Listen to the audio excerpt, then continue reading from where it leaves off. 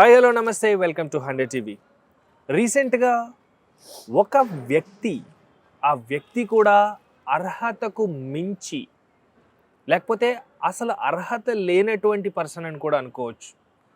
ఆయన తెలంగాణలో ఉన్నటువంటి జర్నలిస్ట్స్ని, రిపోర్టర్స్ని, ఎనలిస్ట్ని, అలాగే సినీ క్రిటిక్స్ని కూడా క్రిటిసైజ్ చేస్తూ అత్యంత చవకబారు చులకనగా మాట్లాడినటువంటి ఒక వ్యక్తి, అది కూడా తెర ముందు ఉన్నటువంటి ఒక వ్యక్తి, అలాగే తెర వెనకాల నిలబడినటువంటి మరొక వ్యక్తి. ఈ సంభాషణల మధ్యన తెలంగాణలో ఉన్నటువంటి చాలామంది కించపరిచేలాగా అత్యంత చవకబారుగా వ్యక్తిత్వం కోల్పోయి మాట్లాడినటువంటి ఆయన గురించి మనతో బహుముఖ ప్రజ్ఞాశాలి స్పిరిచువల్ మెంటర్ సాయి కర్ణం గారు ఉన్నారు. ఆవిడ ఏం చెప్తారో చూద్దాం. నమస్తే అమ్మ. నమస్తే. అయితే రీసెంట్గా ఒక వ్యక్తి అర్హతకు మించి అంటే అసలు అర్హత లేదండి వాళ్ళకి, మాట్లాడే అర్హత లేదు. ఆయన ఒక్క పర్సన్ అంటే పర్లేదు, ఒక టాపిక్ గురించి విమర్శించినా పర్లేదు. ఎవరైతే ఉన్నారో సీనియర్ జర్నలిస్టులుగా ఉన్నారో, సీనియర్ రిపోర్టర్స్గా ఉన్నారో, సీనియర్ సినీ క్రిటిక్స్గా ఉన్నారో, ఎవరైతే ఏదైనా ఒక అంశాన్ని, బహిర్గతమైన అంశాన్ని, పబ్లిక్ టాపిక్స్ని తీసుకొని మాట్లాడుతుంటే వాళ్ళ అందరినీ మూటగడుతూ చవకబారుగా మాట్లాడినటువంటి ఆ వ్యక్తి ఎవరు, అసలు ఏం మాట్లాడాడు, విషయం ఏంటి? ఏమంటే ఆంధ్రప్రదేశ్లో కూడా ఇప్పుడు యావత్ భారతదేశంలో ఈ టెక్నాలజీ డెవలప్ అయిన తర్వాత ప్రతి వాళ్ళు యూట్యూబ్ ఛానల్స్ పెట్టేసుకోవడము, అక్కడ ఇద్దరు నలుగురు కూర్చొని రకరకాలుగా అనేక అంశాలు మాట్లాడుతూ ఉండడము, ఇవన్నీ జరిగిపోతున్నాయి ఆటోమేటిక్గా. ఇష్టమైన వాళ్ళు చూస్తున్నారు, లేని వాళ్ళు లేదు. అయితే ప్రతి వాళ్ళు చూడడం కోసమని కొందరు 3 రకాల ప్రయోగాలు చేస్తున్నారు. ఒకటి, ట్రెండింగ్ పాయింట్ పట్టుకొని ఇది ట్రెండు అని దాని గురించే మాట్లాడడము, అది ఒకటి. రెండోది, అసభ్యకరమైనటువంటి పదజాలాలని వినియోగిస్తూ మాట్లాడడము.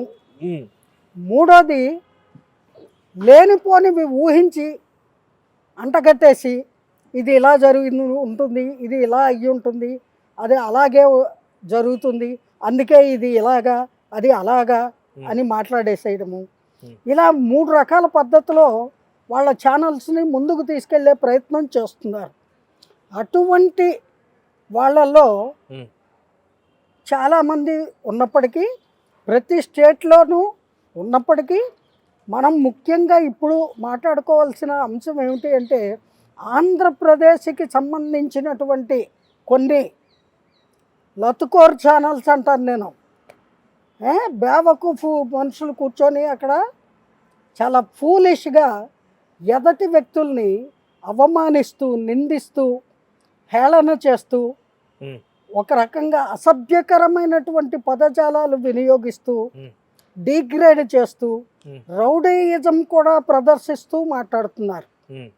రీసెంట్గా మోహన్ బాబు గారి విషయం కూడా ఏదో మాట్లాడినట్టుకున్నారు కదమ్మా. అవును, మచ్చికి ఒక్క ఉదాహరణ చెప్పండి, ఎందుకంటే ప్రేక్షకులు కూడా అర్థం కావాలి. అవును, అందరికీ అర్థం కావాలి. మోహన్ బాబు గారు, లేకపోతే అల్లు అర్జున్ గారు, చిరంజీవి గారు. మోహన్ బాబు గారు ఉన్నారు, ఆయనకి 45-50 ఏళ్ల సినిమా చరిత్ర ఉంది.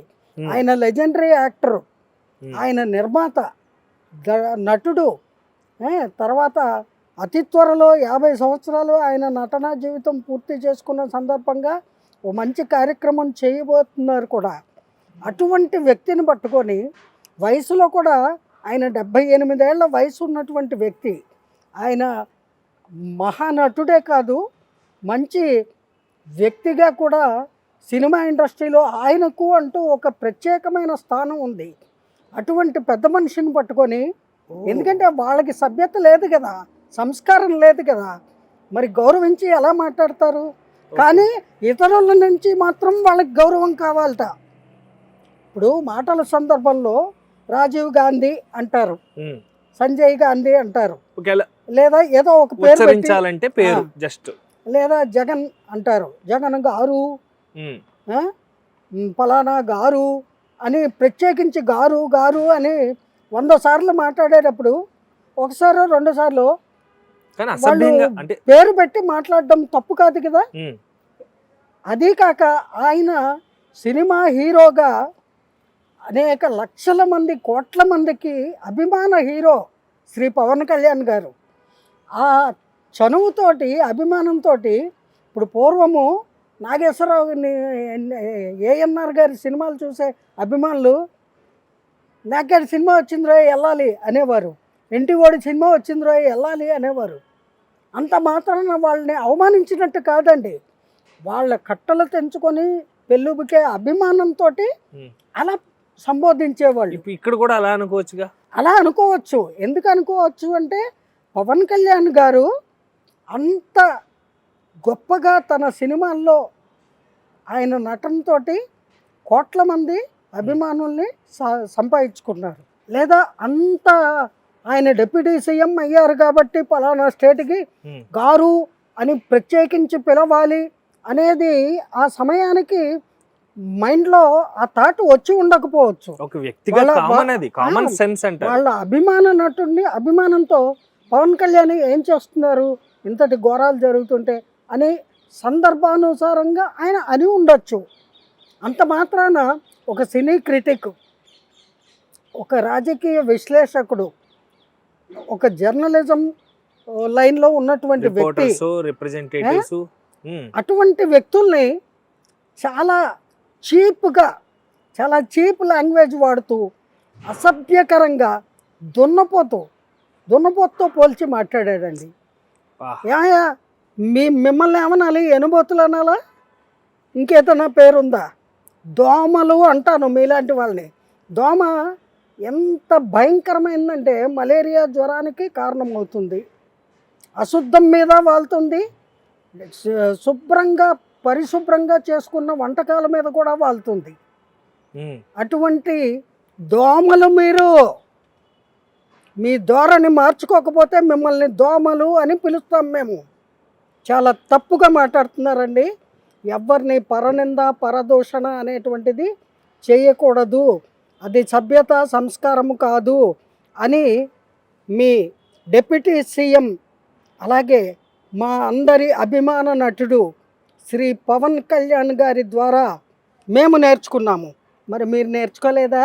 వెంటనే నేర్చుకోండి. సద్బుద్ధులు కలిగి ఉండాలి, అందరి పట్ల సద్భావనతో ఉండాలి, ఎవరిని బూతు మాటలు కానీ అసభ్యకరమైన మాటలు కానీ వినియోగిస్తూ హేళన చేస్తూ గేలిగా మాట్లాడకూడదు అన్న పాఠం నేర్చుకొని ఆ తర్వాత మీ కార్యక్రమాలు మీరు చెయ్యండి, అందరం చూస్తాము. ఒక ప్రాంతానికి సంబంధించి పాలిటిక్స్ గురించి, మా స్టేట్లో పాలిటిక్స్ గురించి మాట్లాడతారేంటి అని అడుగుతున్నారు. ఇప్పుడు చెప్తున్నా వినండి, ప్రపంచంలో ఎక్కడైనా సరే పాలిటిక్స్ అలాగే వినోదానికి సంబంధించిన సినిమాలు అలా కొన్ని పబ్లిక్ మ్యాటర్స్ ఉంటాయి, వాటికి సంబంధించి ప్రపంచంలో ఉన్న పౌరులందరికీ వాక్ స్వాతంత్రము ఉంటుంది, మాట్లాడే హక్కు ఉంటుంది. కాకపోతే విత్ ఇన్ ది లిమిట్స్, వాళ్ళ హద్దుల్లో వాళ్ళు మాట్లాడాలి. అది మాకు మా హద్దులు తెలుసు. మీరు మీ హద్దు మీరి అంత నీచంగా ఒక సాటి జర్నలిస్టుల్ని, సాటి రిపోర్టర్స్ని, సాటి విశ్లేషకుల్ని అలాగ క్రిటిసైజ్ చేయడము, అలాగా మాట్లాడడము ఎంత మాత్రము భావ్యం కాదు బ్రదర్. మార్చుకోండి, మీకు మంచిది, మాకు మంచిది. ఇది అందరి కోసం చెప్తున్నానండి, మీకు మాత్రమే కాదు, ప్రపంచంలో ఎవరైనా సరే మర్యాద ఇచ్చి పుచ్చుకోవాలి. అది మా ఒక్కరికే కాదు, అందరికీ వర్తిస్తుంది. అందువల్ల ఎవరైనా సరే సినిమా ఇండస్ట్రీలో నటులుగా ఉండి రాజకీయాల్లో ప్రవేశించి రాజకీయ పదవులు అలంకరించిన తరువాత వాళ్ళని అర్జెంటుగా వేరేలాగా సంబోధించాలి అంటే అది కొందరికి సాధ్యపడుతుంది, అందరికీ సాధ్యపడదండి. వాళ్ళ మీద ఉన్న అభిమానంతో, వాళ్ళ పట్ల ఉన్న చనువు కొద్దీ అలా మాట్లాడే ఆస్కారము ఉంటుంది. అంత మాత్రాన మీరు ఇదే మాట్లాడాలి, ఇలాగే మాట్లాడాలి, అలాగ మాట్లాడాలి అంటే అది మీకు కూడా వర్తిస్తుంది, గుర్తుపెట్టుకోండి. మోహన్ బాబు ఏమన్నా వీళ్ళ గోలికాయ ఫ్రెండ్ అండి? మోహన్ బాబు గారు ఏమైనా వీళ్ళ కూడా పుట్టినవాడా అండి? వీళ్ళ వయసు వాడా అండి ఆయన? కాదు కదా. మోహన్ బాబు ఎక్కడున్నాడు? పరారీలో ఉన్నాడా?